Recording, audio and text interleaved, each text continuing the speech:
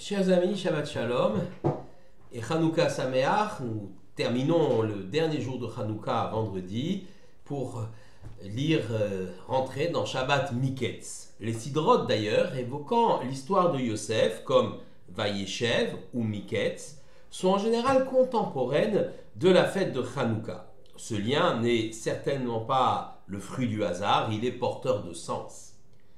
Hanouka, c'est d'abord l'histoire d'une lutte, celle du peuple juif, captif d'un occupant cruel, les Grecs d'Antiochus IV.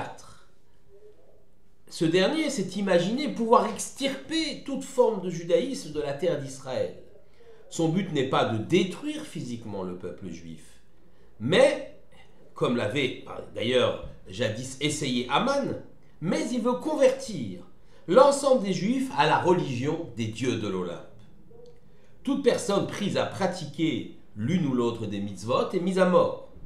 On raconte le récit de martyrs comme celui de Hana et ses 7 fils qui ont préféré périr plutôt que d'abjurer. Les Juifs ont pris les armes, non pas pour défendre leur existence, ni même pour chasser les Grecs de la terre d'Israël et reconquérir leur indépendance. C'était pas ça le but au départ, même si c'est une conséquence heureuse. Non. Ils ont pris les armes pour défendre leur existence spirituelle. Ils ont pris les armes pour survivre spirituellement et replacer la Torah au cœur même de leur identité. Non, la révolte des Maccabim, des Juifs, n'est pas simple guérilla nationaliste. Matityahu, le chef de la révolte, dont il faut rappeler qu'il était Kohen Gadol, grand prêtre, et donc chef religieux d'Israël, a brandi l'étendard de la révolte pour que le peuple juif ne disparaisse pas en tant qu'entité spirituelle. Et c'est la raison pour laquelle les Juifs avaient inscrit sur leur drapeau Mi kamocha ba'alim Hashem, en raccourci, en abrégé, qui est comme toi parmi les puissants Hashem, en abrégé Maccabi. La Gemara Shabbat d'ailleurs ne s'étend pas beaucoup sur les faits militaires. Elle les rappelle brièvement, préférant mettre l'accent sur la fiole d'huile, ce miracle qui a fait que les révoltés juifs, après avoir repris le temple de Jérusalem, l'ont restauré, ont reconstitué une menorah et ont voulu procéder à l'inauguration de ce temple. Hanouka, inauguration, c'est Hanouka en hébreu. En rallumant donc la menorah à 7 branches, symbole de la sagesse de la Torah illuminant Israël.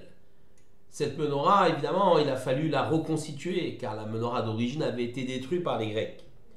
On a donc fabriqué une menorah de fortune, et l'Éternel, par son intervention miraculeuse, a entériné l'action des Maccabim pour une restauration de la Torah dans le cœur même de l'identité d'Israël.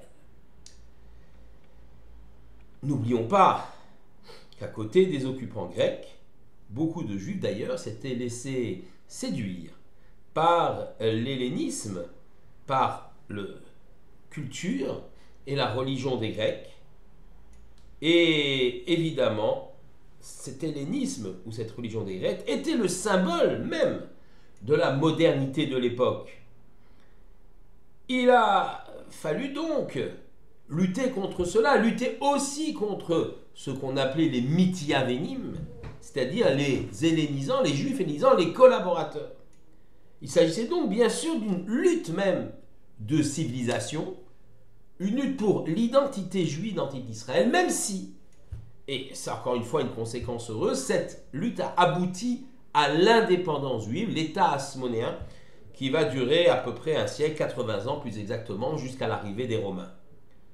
L'Éternel, par son intervention miraculeuse, en faisant briller l'huile, miracle, pendant 8 jours au lieu de 24 heures, a entériné l'action des Maccabim. Et il a approuvé, bien sûr, leur action. À Pourim, nous célébrons le fait que nos corps ont été sauvés de l'extermination par une seouda, un repas, qui profite à ce corps. À Hanouka, c'est pas du tout le cas.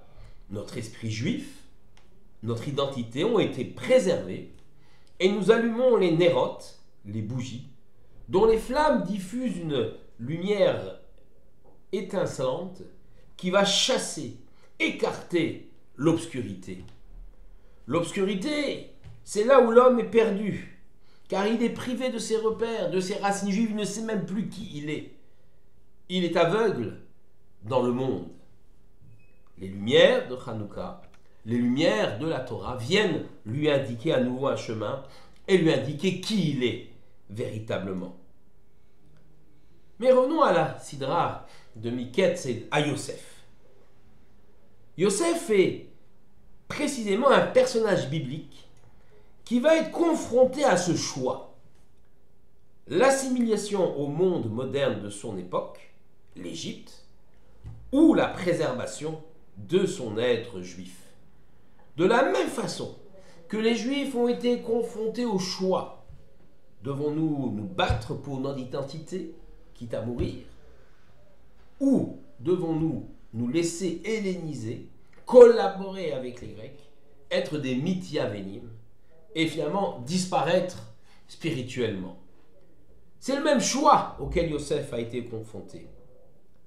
Choyé par son père, Yaakov, imprégné de l'enseignement de son père, au point même d'ailleurs, c'est intéressant, de ressembler physiquement à Yaakov. Yosef ressemble physiquement à Yaakov, comme l'explique Rashi. Yosef va être projeté, malgré lui, dans un univers qui lui est totalement étranger. Tout d'abord, il va être vendu comme esclave par ses frères. Et puis, il va échouer en prison, tout en bas de l'échelle. Et puis enfin, dans Miketz, notre Sidra, il va gravir les marches de la pyramide sociale, pourtant si statique de l'Égypte, et ce avec l'aide de l'Éternel. En Égypte, en effet, les maîtres restent les maîtres en haut de la pyramide, les esclaves sont en bas. Il n'y a pas de moyen de percer, il n'y a pas d'ascenseur social en Égypte. Et il faut bien sûr tout le poids de l'intervention divine pour projeter Yosef vers le haut de cette pyramide. Imaginez un pauvre esclave juif, trahi et rejeté par les siens, à nouveau accusé faussement et jeté en prison, qui se retrouve vice-roi d'Égypte. Beaucoup à ce moment-là, à ce poste, auraient déjà abandonné leurs racines pour devenir un homme nouveau, fier de sa réussite sociale spectaculaire. Qu'ai-je besoin de m'embarrasser de cet obscurantisme de mes pères? Je suis moderne et fier d'être parmi les meilleurs des Égyptiens. J'ai le pouvoir, je suis vice-roi, j'ai la force et l'intelligence. À la limite, mes origines juives pourraient même créer un frein à cette ascension, à cette réussite spectaculaire. Et donc, je vais m'en débarrasser. Je vais les abandonner. Et ainsi, beaucoup de Juifs ont réagi, des années plus tard, dans le monde grec, par rapport aux Grecs, par rapport à ce monde qui s'était installé dans leur propre pays. La progression sociale et l'apport d'une certaine modernité technique leur ont fait abandonner les signes même de leur identité, leurs vêtements, leur langue et bientôt la pratique des mitzvot, l'abandon même de leur identité, la Torah. De même, beaucoup de Juifs au XIXe siècle, au début du XXe siècle, ont voulu ressembler à leurs contemporains, être modernes, abandonner les signes religieux ou les racines trop apparentes. Tout au plus, certains ont gardé peut-être un semblant de judaïsme. On est juif juste à la maison, incarné par un rituel, s'écartant parfois, pour certains mouvements, comme les mouvements libéraux, de la tradition, devenant quelque part une sorte de caricature. Le symptôme du juif de cour, ou du juif se voulant transparent, non identifiable en tant que juif, a marqué beaucoup des nôtres pendant l'histoire. Yosef a montré de façon éclatante que l'on pouvait parfaitement vivre dans un monde moderne et même être à son sommet, vice-roi d'Égypte, avoir le pouvoir et garder farouchement son identité juive avec une pratique rigoureuse des mitzvot. Vayaker Yosef et Echav vehem lo hikiru. Yosef reconnut ses frères, mais eux ne le reconnurent pas. Nous sommes dans la Sidra de Bereshit. Rashi, dans le livre de Bereshit, dans la Sidra de Miketz, Rashi nous explique. Dans l'Égypte antique, tous les hommes se rasaient, comme le montrent les nombreux hiéroglyphes d'ailleurs. C'était un signe de leur modernité, un signe fait qu'ils étaient des êtres civilisés par rapport aux barbares des autres nations. Voilà que Yosef, pourtant second du pharaon, garde cet attribut, signe de son origine sémite. Il n'éprouve aucune gêne, aucune honte, et il ne cherche pas à s'assimiler, bien qu'il soit parfaitement intégré à sa société. Il respecte le Shabbat, il continue à manger kasher, au cœur même du palais de Pharaon. La raison pour laquelle, effectivement, lui a reconnu ses frères, c'est parce que ses frères, évidemment, n'ont pas beaucoup changé, ils ont peut-être vieilli, mais pas beaucoup changé, alors que lui, qui est parti imberbe, eh bien, il le voit, ses frères, un individu avec une barbe, et ne le reconnaissent pas. Quelques siècles plus tard, les Maccabim prendront les armes pour défendre cette même identité juive. Dans notre société, la tentation est grande de se dissoudre dans le milieu environnant. Ne pas dépareiller, suivre les modes, ne pas vivre les mitzvot, ne pas porter la kippa, ne pas porter le katan.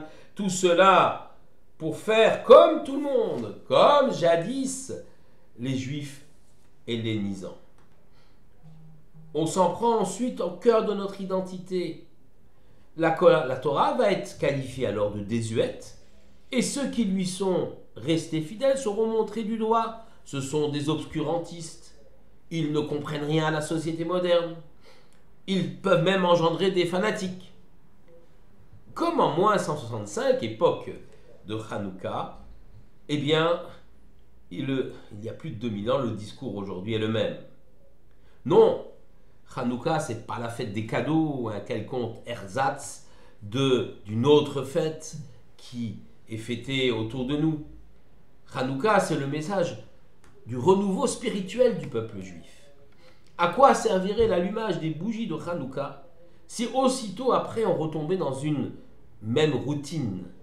Allumer avec de l'huile d'olive sa Hanoukia comme jadis au temple, c'est montrer la grandeur du symbole de cette huile. L'huile ne se mélange pas à l'eau, reste dans son intégralité. Ainsi, le peuple d'Israël, s'il doit aspirer, comme Yosef l'a fait, à s'intégrer dans une société moderne, à être totalement en phase avec la société et la respecter sur le principe d'Ina de Malchuta Dina, la loi du pays fait force de loi. Il doit quand même lutter contre une assimilation forcée ou même volontaire, qui lui ferait perdre toute son identité.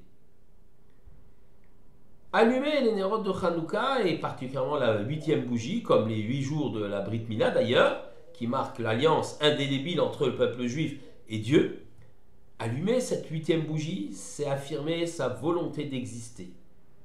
Et pas seulement de mourir, mais surtout de vivre en tant que juif. Shabbat Shalom à tous.